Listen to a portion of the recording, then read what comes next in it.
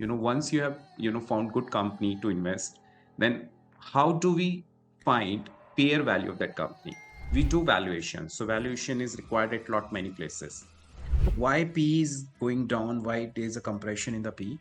So as I told you in the PAG ratio, what we did, currently the price is discounting the future growth. So they are giving high P for the company because they are expecting the high growth in the future, right? And when the company delivers that growth over the period of time, this P started settling down.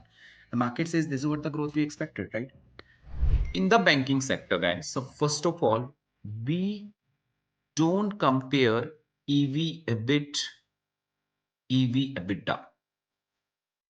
These multiples are not relevant. In fact, EV sales multiple is also not relevant for banking companies. There is no correlation between the price and earnings, because if the market price is driven by the EPS, then there cannot be so much dispersion in the data.